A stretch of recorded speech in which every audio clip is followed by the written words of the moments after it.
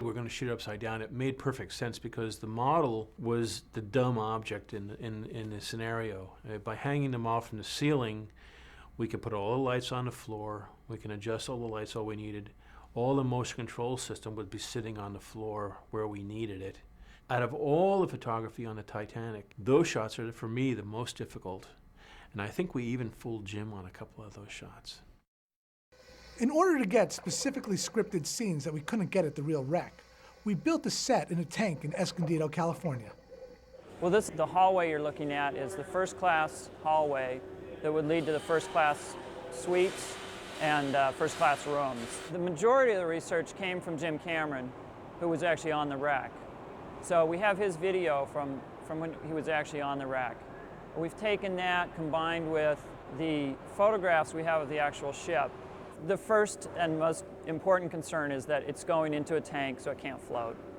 Each of these walls weighs about a half a ton. We had to create it to look like it had been underwater for many, many years. So we came up with all sorts of interesting ways of burning and then shellacking and then burning again to try and give it that aged look, and the sand, pushing the sand into it as it's drying and shellacking it again to make it look like it had been underwater for quite a while. When I found out that Kate Winslet was cast, I said to Jim or whoever it was, I would like to meet her. And they said, why? I said, well, I want to see her body gestures, her voice level, because I'm playing her. She's not playing me. So we killed a bottle of champagne and we talked, and it was a lovely afternoon. Let's celebrate.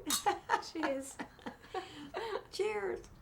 I thought it was remarkable. I mean, she is a remarkable woman. She's extraordinary, and the stories she has, you know, about partying with the Marx Brothers, and I mean, she's just absolutely incredible. I know it's hard for you to believe that, but it really and truly is not my hair. The breast is mine, the stomach is mine, the hips are mine. Good, and I hope it's still all yours. I loved the time that I spent with her. I hope I'm like her when I'm that age. The reason that we put in this little narrative bit of business where we explain the sinking of the Titanic is sinking underneath Jack and Rose. I just couldn't think of how you could explain to people what was going on below the water if you didn't already know. I mean, it is pretty cheeky that you're going to show everybody the end of the movie. Not only are people standing in line outside the movie theater saying, why am I standing in this line? I know what happens. But once they're watching the movie, you're going to show them the ending. But the sinking simulation animation, I think, was critical to an understanding of what's going on in those last few minutes.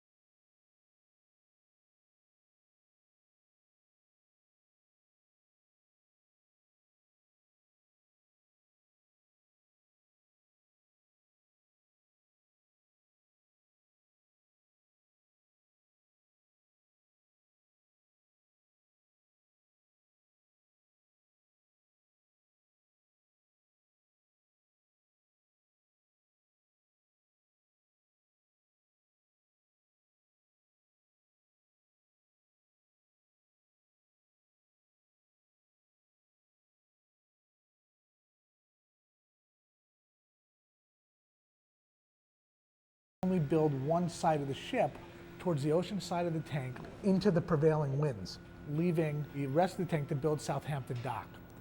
And in doing so, we ended up building the starboard side of the ship.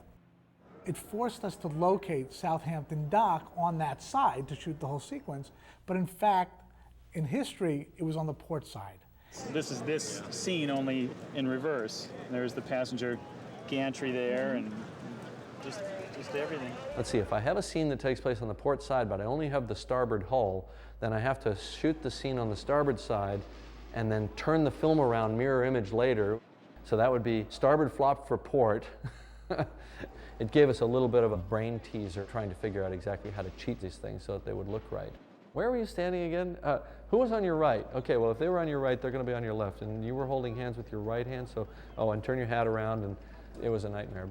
This flopping thing, I just haven't been able to get my head around at all. You know, one minute my parting's on this side, the next minute, no, we're flopped, it's on that side. And it just started to make me laugh when I'd see men with white star line written across their hats just backwards.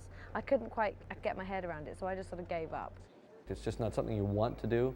But, you know, we saved millions by not building that other side of the ship. We brought in Bob and Denny Skotek to add the ship and dock outside of our green screen pub set, and they came up with a pretty economical and effective solution. There was a little bit of forced perspective. We created the shot the way we wanted to look on paper, and then proceeded to build everything to fit that look. We felt the best way we could do that was to assemble a combination of miniature elements and painted elements, and then enhance it all by adding people in digitally. The ship was a photographic cutout, and everything in foreground from that was a miniature in some form or another to the scale that fit to our train. That was sort of like guiding us in which direction that we should go in. In addition to that, of course, the backdrop, the very backdrop of the sky was painted, and I think we did a pretty good job of matching to the full-size set pieces. So we had our big set, but now we had to make the ship sail, and that's where Digital Domain came in. They created and composited literally hundreds of elements into the departure sequence, from digital birds, computer-generated water and CG smoke, to background paintings of the pier and the sky. We then added digital people to their 40-foot model ship. And scores of waving extras were shot against green screen in parking lots and placed in the foreground of the shots. All of these effect shots had to blend perfectly with our live-action shots of the set to sell the illusion that the great ship was on its way. The real Titanic was a collection of people from all walks of life brought together for one fantastic experience, and that's really what happened with the extras. It was such a great assortment of people. You had, Irish people, Scottish people, English people, Norwegian, Swedish, and it was such a nice melting pot. These weren't people who were professional actors necessarily, or even professional extras. And they really were people who come from all walks of life and were brought together. And there was sort of this comparison in my mind between the people who were on the movie set as extras, as passengers, and the people who were on the Titanic. They worked together for so long by the end of the film.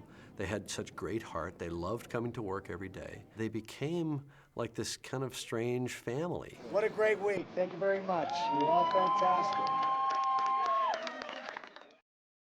Third class and first class in 1912, they were very segregated, and in some ways you did know your place.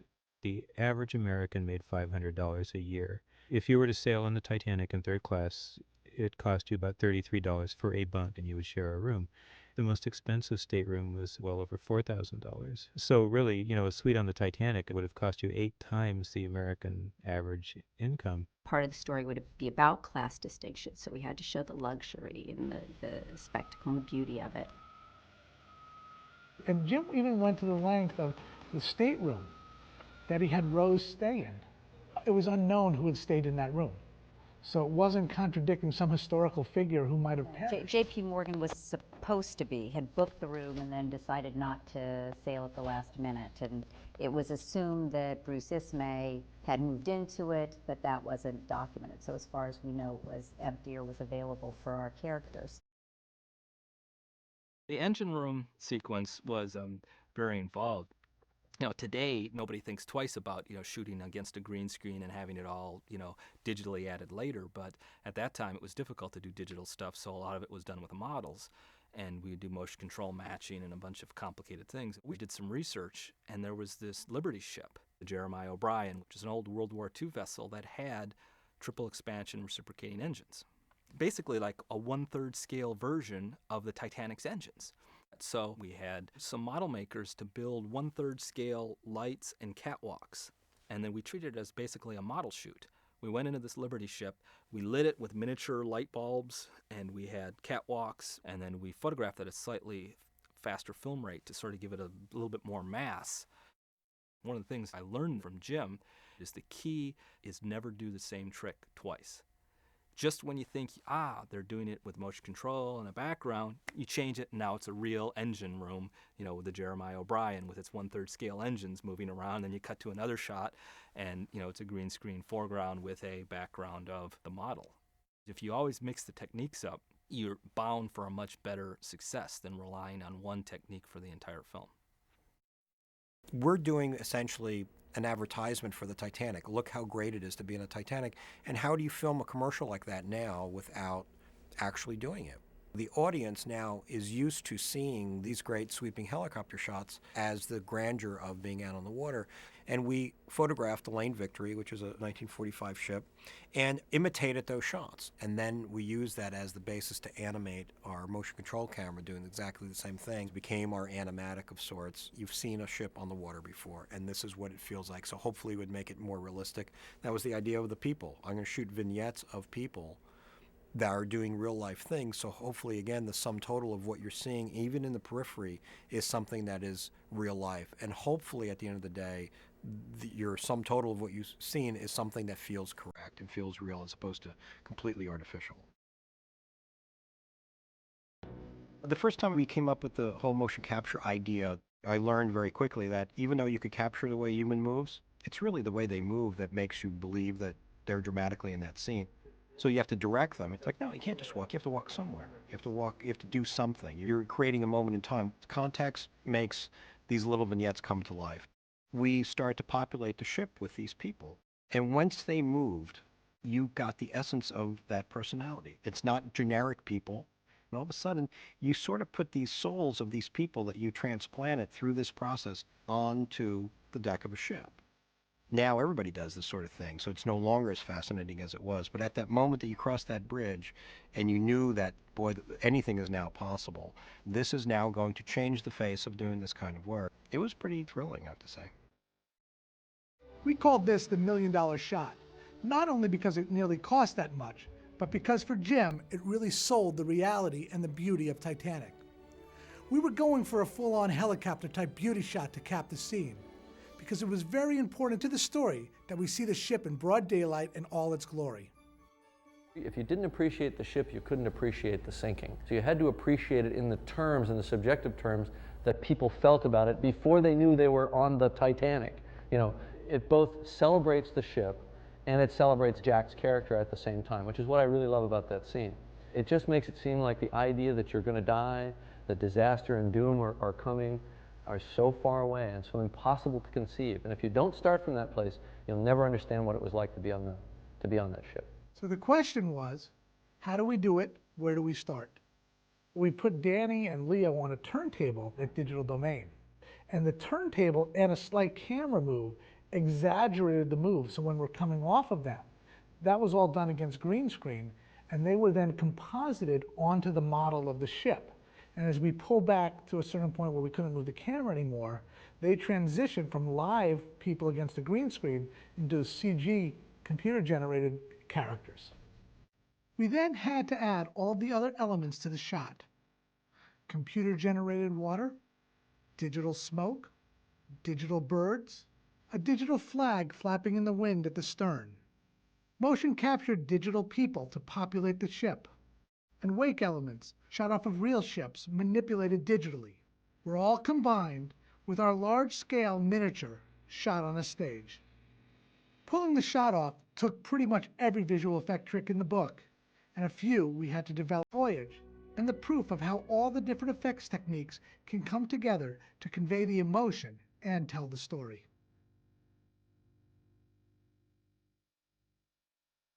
My favorite set would have to be the ship set, stage one. It was virtually the whole ship.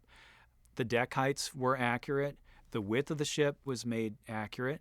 This thing was enormous. I mean, this wasn't some little set. This was this massive 80-story building on its side. While we built a tremendous amount of the ship, we did not build the whole ship. We were able to eliminate sections of the ship by angling back the camera in a different direction. It was expensive to build the whole thing. So one of the things we had to do was we had to reduce the length of the ship. So what we actually did was we took 3 slices of 20 foot out of the ship in 3 different places and just shunted all together. There is never a shot of the entire thing from end to end complete all at once. And the reason is because it never was. The scene in which Kate was supposed to throw herself off the stern of the ship became the cover set. And it just became a major pain in the neck to recreate this scene over and over and over again whenever the weather got bad. Don't do it. Stay back. Don't come any closer. Sir. Come on. Give me your hand. I'll pull you back in. No. Stay where you are. I mean it. I'll let go. I could just say there, well, you would have done it already. See, the whole idea is to engage her without spooking her. Play like it's not even about her. It's like Good you swimmer. have to see what he's doing, Kate. Yeah, I do now, yeah. Yeah, you can. I like to play this sort of danger of just being like, well, all right, you know, whatever. Right. It's like walking up to a horse. You have to do it slow. Oh, absolutely. You know what I mean? Also, during that scene, Jim wanted to employ several methods, shooting it so that he could, from one angle, shoot down into green screen, and from another angle, he might use a painted backdrop. And then from another angle, he just shoot against black. So this scene, which in the film takes place over a few minutes, was shot over several months. Here's an example of how we used a 20-foot study model of Titanic and a miniature video camera out on our potential studio location in Mexico to determine how much of the ship we needed to build and where visual effects would come into play. In this case, we had cars and trucks down below, hills of Mexico in the background, and no ship hull. So we turned to visual effects and asked them to digitally add the ship, remove the cars down below, get rid of the hills in the background, and create a realistic looking shot. In October of 1995, I had my first meeting with Jim. Well, among the first questions was him asking if there was, say, a clothing store on board, as a lot of ships do today. The question was, of course, how do we get Leo into a tuxedo? And I actually came up with the idea that maybe you just sort of have Molly Brown take him under her wing. I was right. You and my son are just about the same size. Pretty close. She had a son about that age, and you could just say that she was bringing him a tuxedo, that she'd bought it in Europe and was bringing it home for him. And then he put that in the script. I was able to give him the magic coat that got him in the dining room so that he could be with her. You shine up like a new penny. God, very nice. The grand staircase. We're trying to use real oak. So pretty much we're actually building this as they built it on the Titanic. We're not building it as a film set, we're building it as a real staircase that can actually take quite a bit of damage with water and things like that. So if you come here, there's this wonderful dome that is over the top of the grand staircase. It's 24 foot in diameter, and it's all made out of glass, and it's a lovely piece. But unfortunately, we're going to smash it all.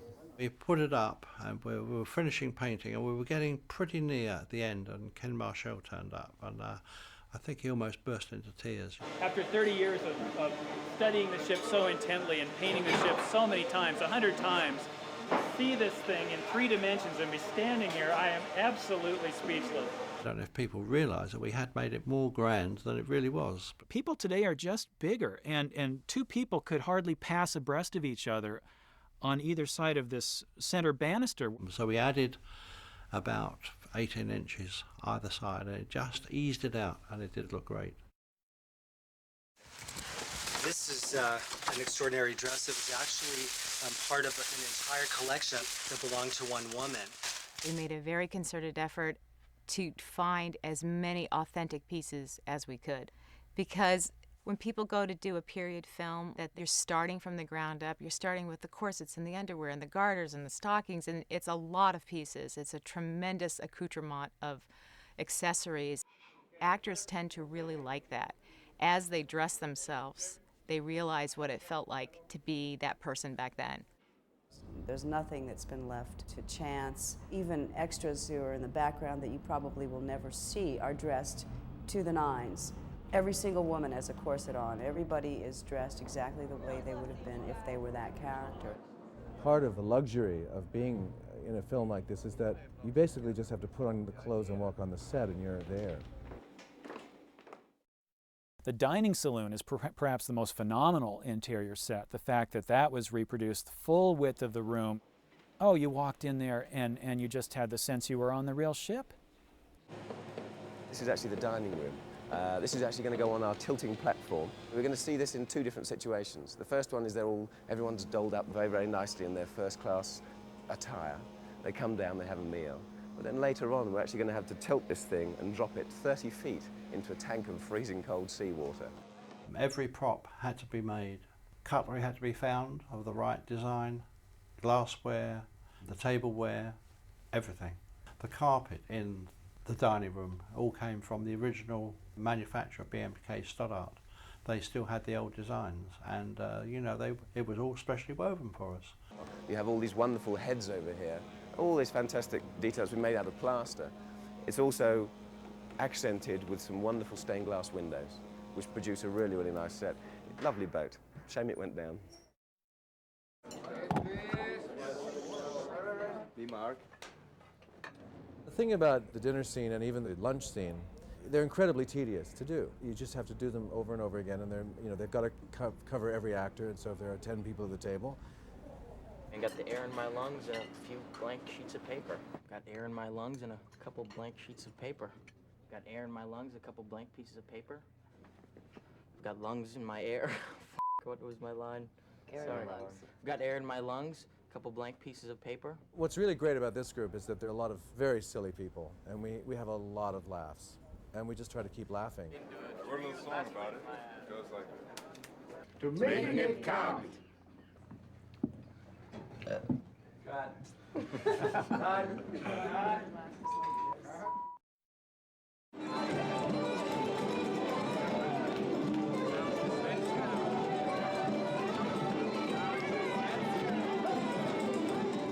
Them surrounded by people dancing fast. Some of the dancers have to come on the camera side of them, which means that when you pull her out, Leo, you have to pull her out to here, okay, to give room for them to go by. My favourite scene was dancing in steerage.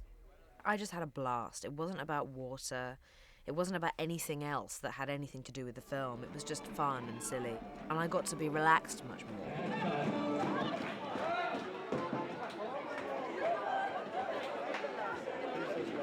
I didn't have to look so pristine the whole time. I didn't have people fiddling with me and keeping the makeup perfect and, you know, keeping the wardrobe perfect. And also it was, you know, watching Leo dance, I would happily pay good money to do again.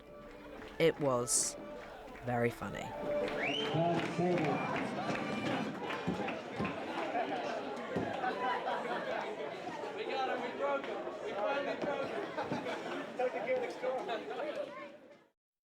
There's something about putting the corset on and getting into the period clothes that I feel that it does all the work for me. And it gives me a sense of what the women back in the early 1900s had to deal with, because it's impossible to take a deep breath. Have a lungful. Oh, hello. There's something about the restriction that is very appropriate. It was true at that time that women could not dress themselves or undress themselves. They couldn't even take their own hair down without help. I mean, it was an hour process getting dressed for dinner with the help of one or more maidservants. I mean, it was just crazy, the stuff that they did. The character of Rose was born into this sort of very claustrophobic, high-class situation with the wealth and the expectations and the limitations and what a young woman could possibly hope to do with her life. She was basically a chattel to be traded for the benefit of the family. And so they're these creatures of porcelain beauty, but they're not in control of their own lives. It's so unfair. Through Jack's inspiration, she was able to break free of that and kind of become a model of the 20th century woman. Hi Jim, some ideas for scene 93, the tea scene. I'm going to play the mother, and this is Ellie. Just to remind you that everything the mother does should really be very small. All the corrections that she gives the child should just be done, you know, in a minute way. It doesn't need to be huge gestures. She could remind her to put her napkin on her knee.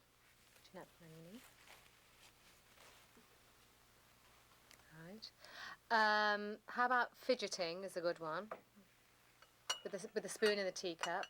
Give it a little tap. Right. Fidget, fidget. Thank you.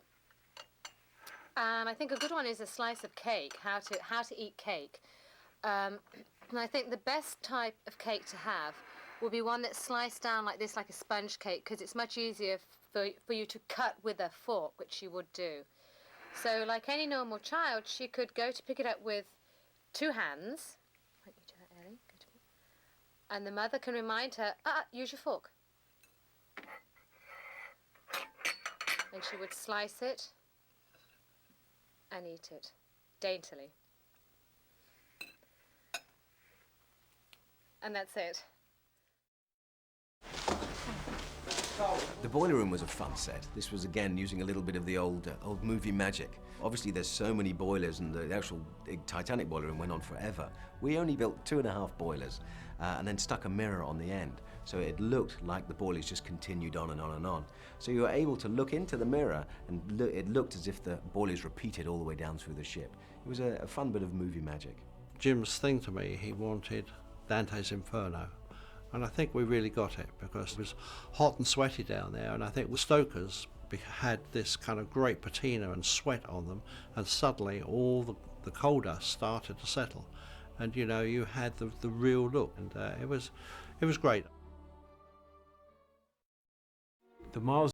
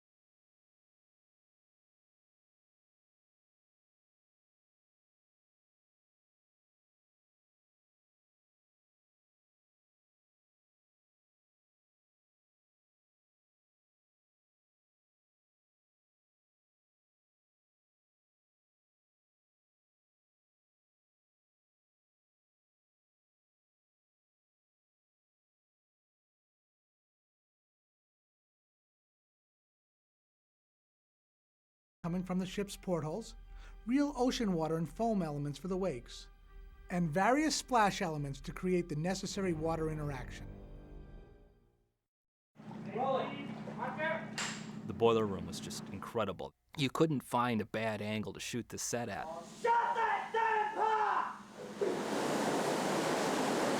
But it wasn't designed very well for the flooding sequence because they had no capacity to relieve the water once it poured in. So we just shot this thing as the events were happening, and each take we did, it got more and more deep.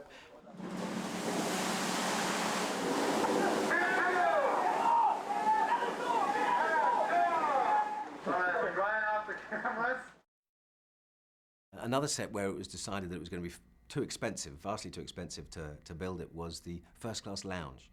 We knew that we also needed a miniature where we could actually show that whole room being submerged underwater. If we eliminated building the set and shot against a green screen, we could put those performers into the model as if they were actually in the room. At quarter scale, you can get a lot of realism. It basically relied on our miniature to pick up all the slack. I was really happy that they felt that our miniature was good enough to be used as those kind of backgrounds. During the shooting of the third-class area, when walking through all the corridors and moving everything around, you'd almost get lost. You know, everyone was going for craft services, and they were gone for 2 hours because nobody knew where they were, and they're all walking around with sweets in their hands, you know. The set definitely did that. Even though it was huge, and it was a huge, you know, ship, still in the steerage, it was small and compact.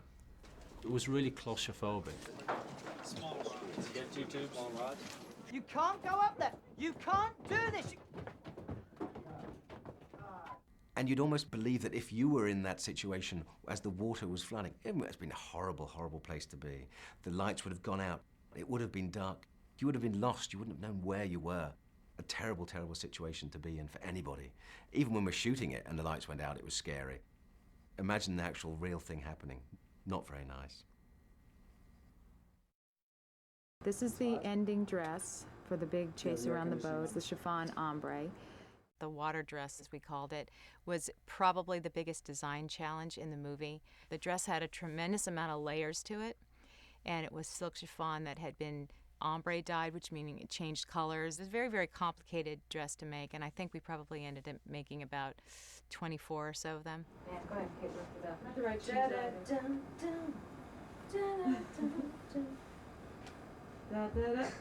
Do you like pink bloomers?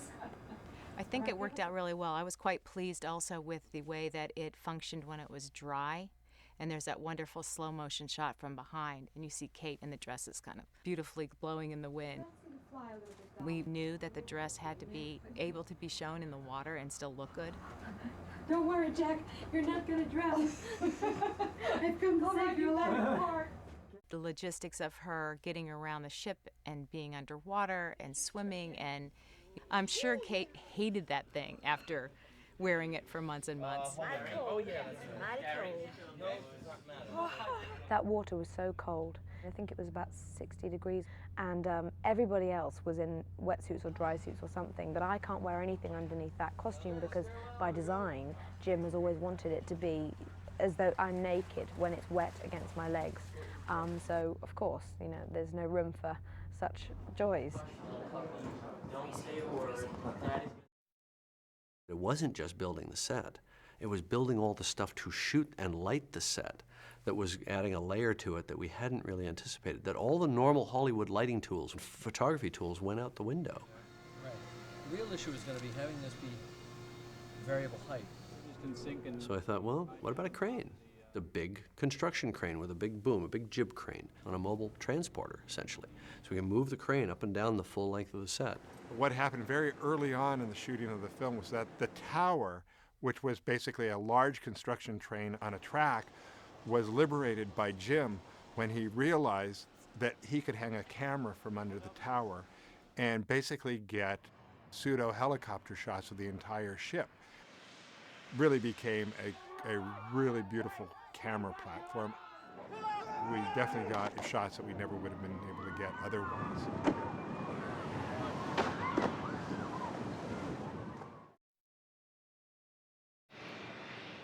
What we're seeing here are boats 9, 11, 13, and 15 leaving in pretty quick succession. And for a lot of the steerage passengers, this is their last chance to get off, because after this they're going to have to head way down to the bow to find a boat that hasn't left yet, maybe not even get there in time. And so people are just scrambling into the boats and getting away, and these boats are pretty much the most full. Action!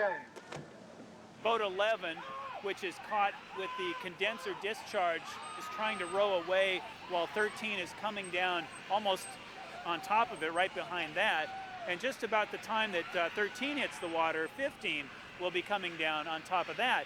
And the wash from that discharge washes 13 aft right underneath 15 to the place where the passengers can reach up and touch the bottom of that 15 coming down. And they were panicked. They didn't know if they could hear them. But fortunately, they were able to release the falls on 13 just in time to row out of the way. And then 15 came down right where 13 had been just moments before. Can you hear me, Jim? They should be able to stand up and touch the bottom, and it shouldn't be really much lower than that. Thanks for your opinion. Now I'm going to make it exciting.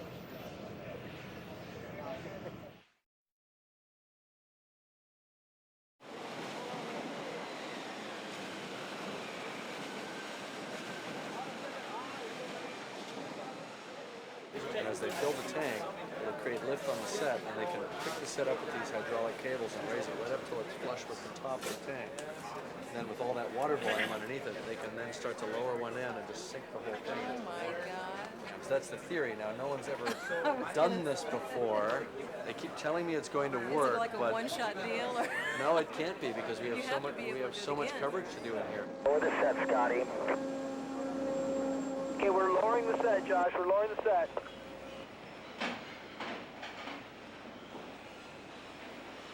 All right.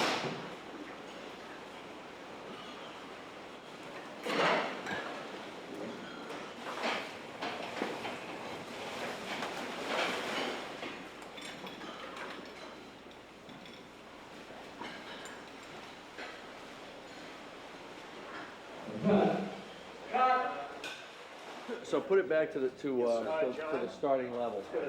Reset, please.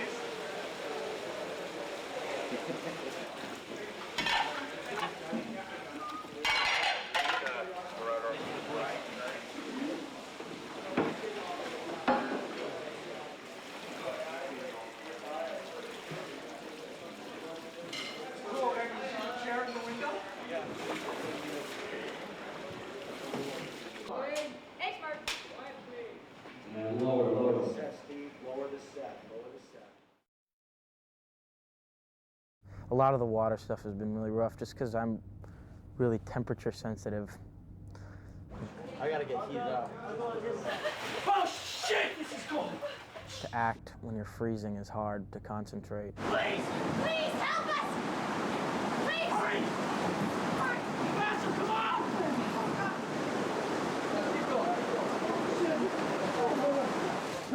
I'm sorry. I'm sorry. Wait! No! Don't leave! Get more help! God! If you have to lunge up like this to grab that light, and that puts you sort of up out of the water, that'll look fine.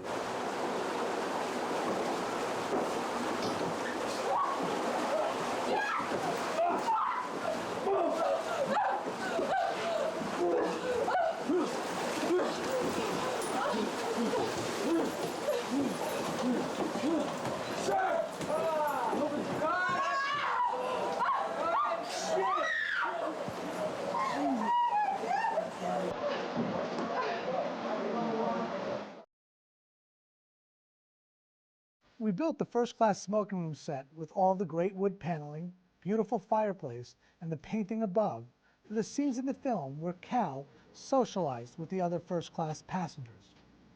Since the set was built primarily for the early pre-collision scenes, we built it level on the stage. The irony is that in order to make it look tilted for the later scenes with Victor Garber, we had to tilt the camera and then have the actors lean to one side. We also made props like wine glasses and shot glasses with the correct tilt built into a solidified gel. We then used string to pull the glasses off the mantelpiece, which coupled with the tilt of the camera, completed the illusion.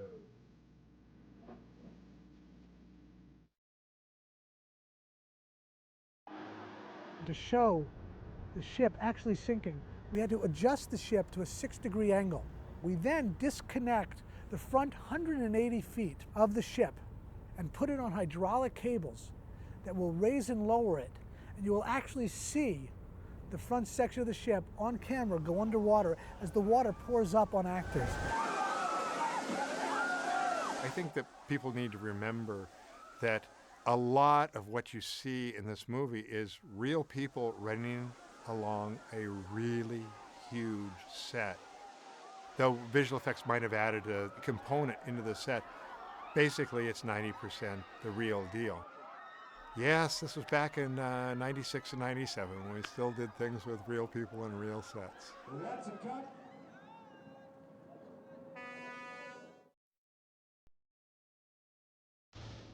We designed a series of visual effect shots to take advantage of the big ship set in the later stages of the sinking. By filming a lock-off shot of the tilted main set, which didn't move, and a second shot of the sinking set, we could have ILM digitally combine them into one shot, creating the illusion that the entire ship was sinking while still seeing all of our actors and extras running around on deck without having to use a model or digital people. Since our big set was only tilted at one angle, 6 degrees, we tilted the camera to make it look as if the ship was at a steeper angle. Then, digitally added a new waterline and horizon to disguise the extra camera tilt.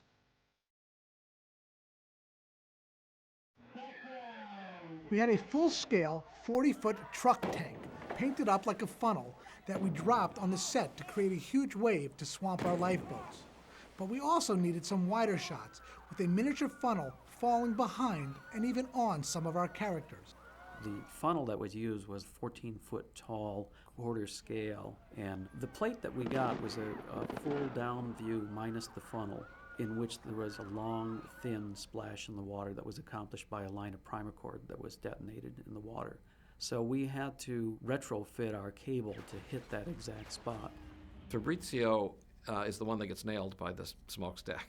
And there's a whip pan away from him towards this smokestack, and the live action, there's nothing there, it's just black. The problem with the model was the weight. It was up in many hundreds of pounds. We solved some of the weight problem because of the fact that we weren't using any metal other than the framework. Parts that would come close to the camera were done with show card, basically cardboard that was painted. And oddly enough, the texture of the show card, when it was painted, had the same exact feel as the metal would have. There was a little bit of nervousness the first time we did it because we really didn't know how far it was going to fall, how hard it was going to hit.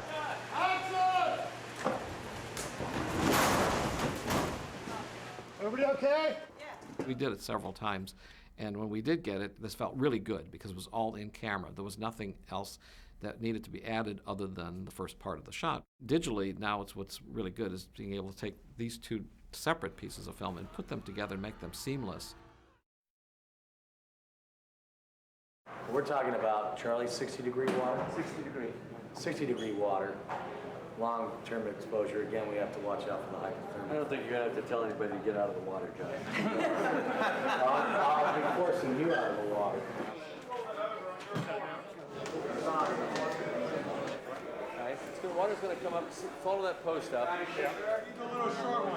Roll cameras. And action!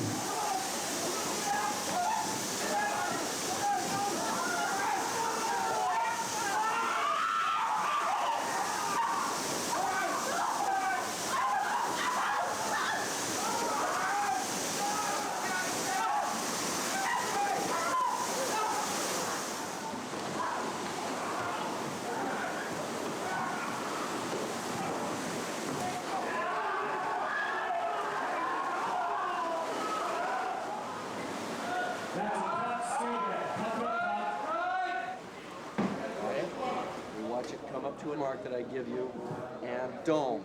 Got it. All right? Sure. And let's say the dome cue 3 times. Okay. So they get it absolutely.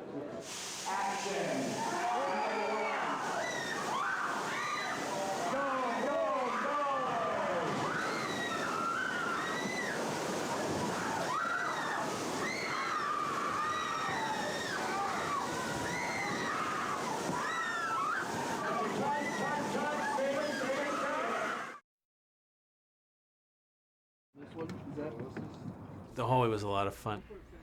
I think our model was probably about 20 or 30 feet long. Even to this day, when I show people pictures, they think it's a real hallway. And I said, no, it's only quarter scale. That was really a challenge because it's quite long, and we had to create all these wall panels out of balsa wood and fix them so that they would break realistically. We had some very large drop tanks created so we could drop water and flood it into these things. The camera zipping through there. It was just amazing how fast that camera went through that set. And I was very leery about pulling the camera that quick. Speed!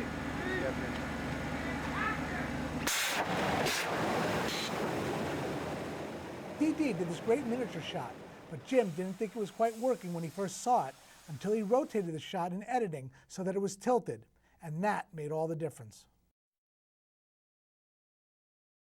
For the jumps, when we had up to 40 people jumping off in one single shot, what everyone thinks is, oh, we had this ship and there was all this water and it was deep water. Actually, there was only a small area that people could actually jump. For most of the tank is only 3 foot deep. And we had a trough area that went out 20 feet from the side of the ship. And background and action! We had either dummies floating in the water with their life jackets on, or we had deck chairs made of rubber, so people knew where they could jump. It was very important that when someone jumped, that wasn't the end of the shot. They needed to sort of swim to safety, so the next person could jump and there was no risk of anyone landing on top of anyone else. We've got technical cuts. Let's hear it for the stunt team, folks. Let's hear it for stunts.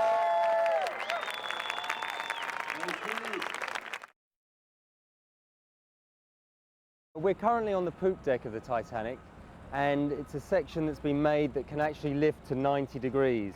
And so what we've got, 150 extras and 80 to 90 stunt people that we're just rehearsing on this section, just so we can get it to look very realistic. The idea is to create the illusion of danger, but having it safe.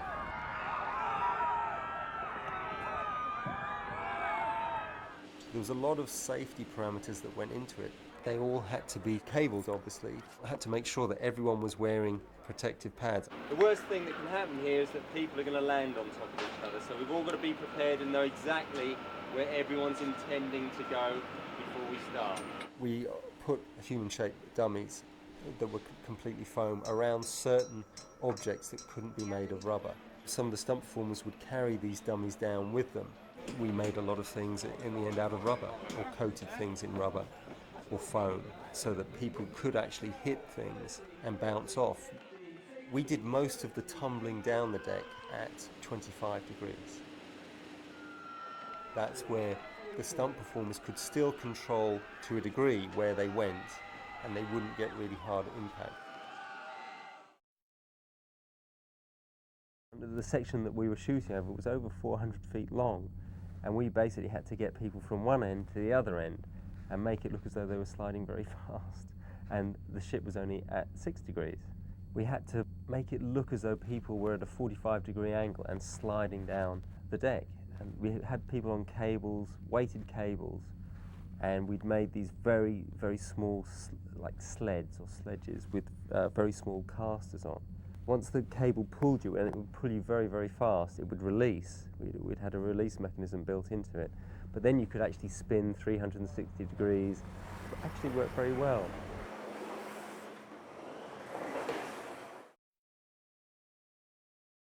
Very early on in the prep of Titanic, I got together with Rob Legato, the visual effects supervisor, and we were going through sequences where it was impossible for stunt performers to actually do these things without seriously getting hurt. When it was pitched up in the air like it was there, it's 300 feet in the air. A stuntman can't fall that far into water and not break his leg, and that became part of our mission, is to do these digital stunts, which are now very common, but back then were not very common. We did lots of tests with Rob, like we had people fall off 40-foot or 60-foot rostrums into airbags.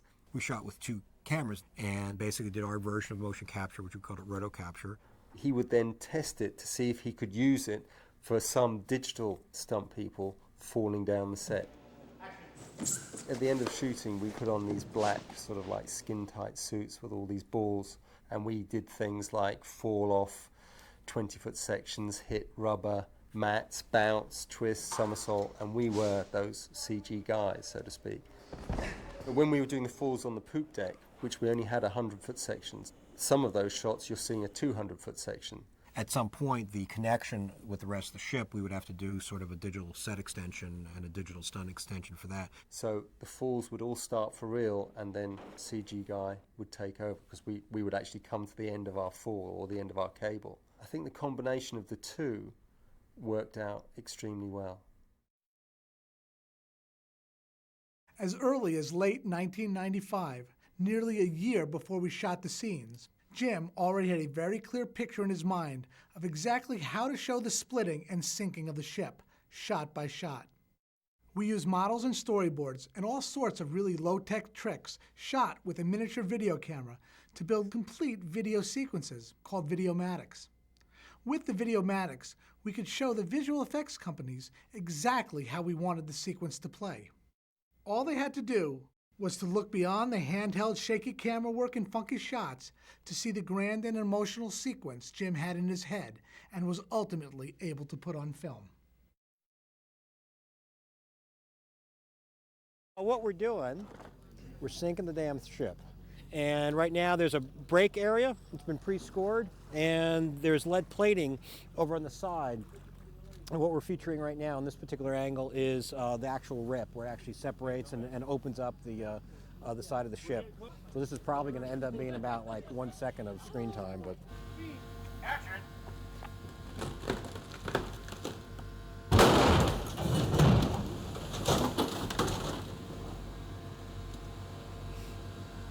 cut! Cut!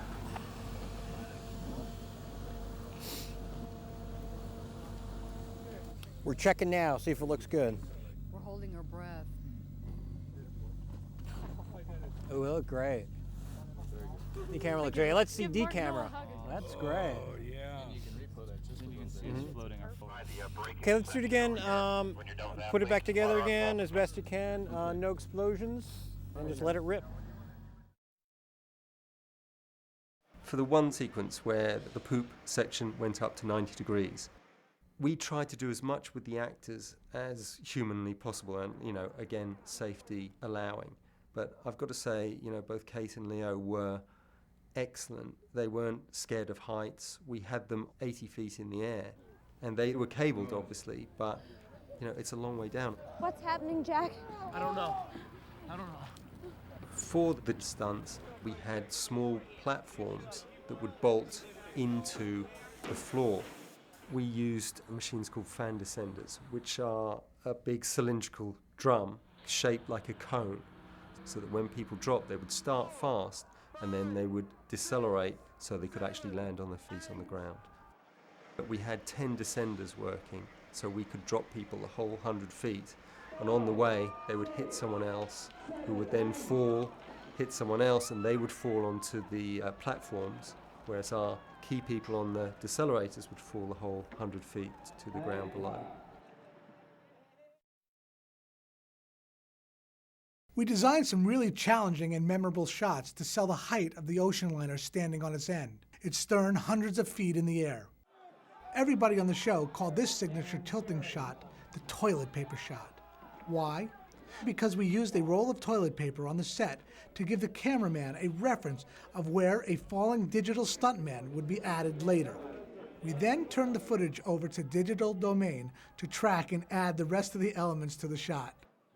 I'm Judith Crowe, and I'm one of the supervisors on Titanic, and this shot here you're seeing the result of a three-dimensional track of the plate so that we can work out the camera move and pass that to other animators to put in stars and ocean and a set extension to extend the ship further into the image.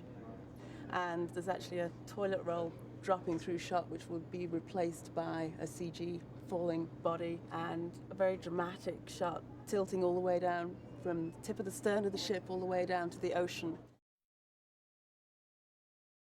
The final moments of the sinking were achieved through a combination of both old-school visual effects methods and new digital techniques that were groundbreaking at the time. We built a quarter-scale miniature of the stern and poop deck, then shot it with a high-speed camera as it was lowered into a tank. This gave us our main background with the necessary water interaction. We then added digital extras reacting to the rising ocean with mats for when they would disappear beneath the churning water. We also added digital mist elements to blend the digital extras into the miniature shot. Finally, we shot a green screen element of our actors on a full-scale section of the railing and composited it all together and even added a digital camera shake.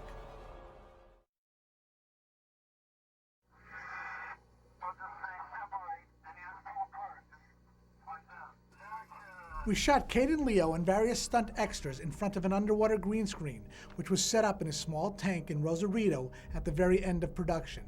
We then combined these elements with a miniature ship element, as well as various bubble passes, both real and computer generated.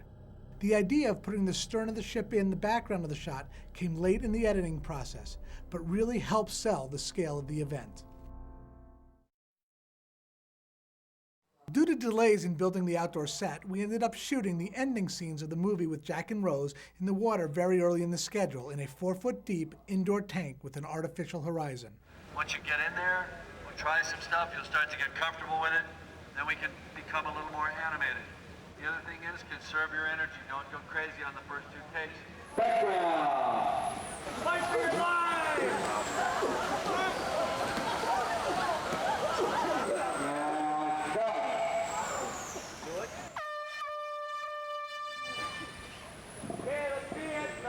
The performers were forced to crouch down to create an illusion that the tank was deeper than the 4 feet that it actually was. 4, 3, 2, 1,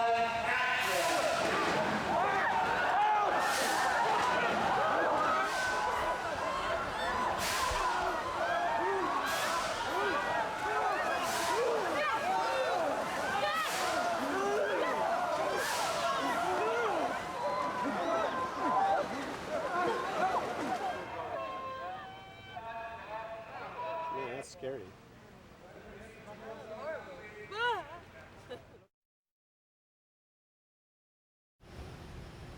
We added a whole lot of breath signature visual effects shots because we were unable to get the breath signatures on set that we'd hoped for to sell how cold it was the night Titanic sank.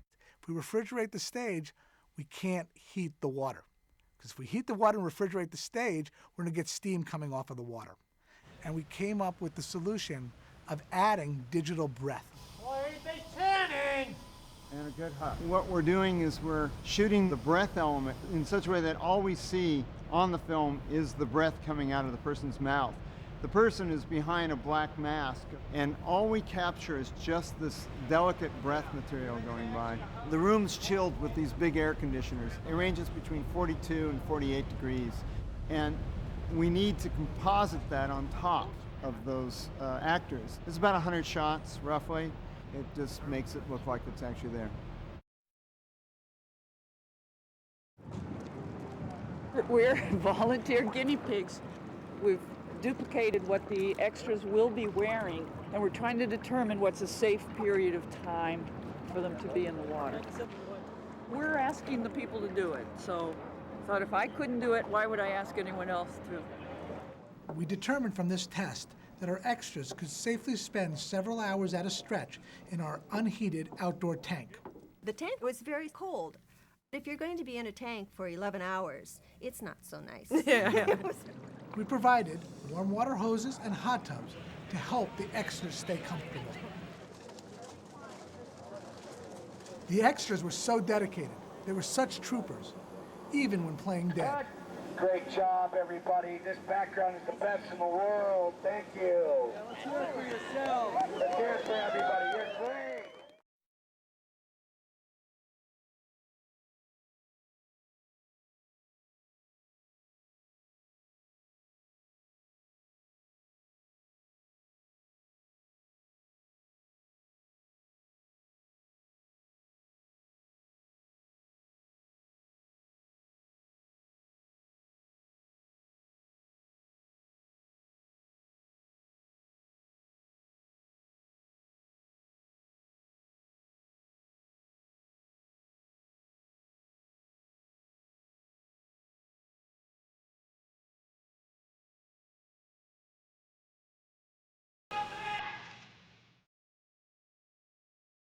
Ken Marshall's paintings were amazing. I mean, they were the Bible for Jim.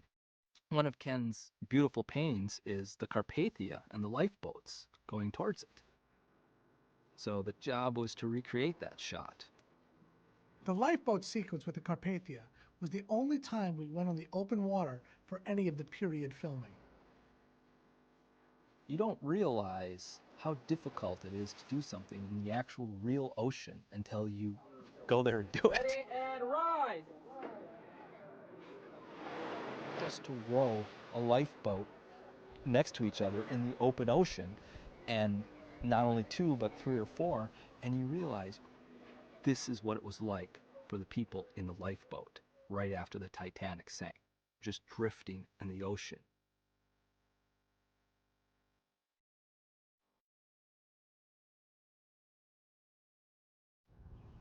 After the Carpathia arrived back in New York and the passengers came ashore, the unsinkable Molly Brown, as she was later known, commissioned these medals to be awarded to the Carpathia's captain and officers and crew just out of appreciation for the rescue and for just expressing the survivors' gratitude for everything that was done on their behalf.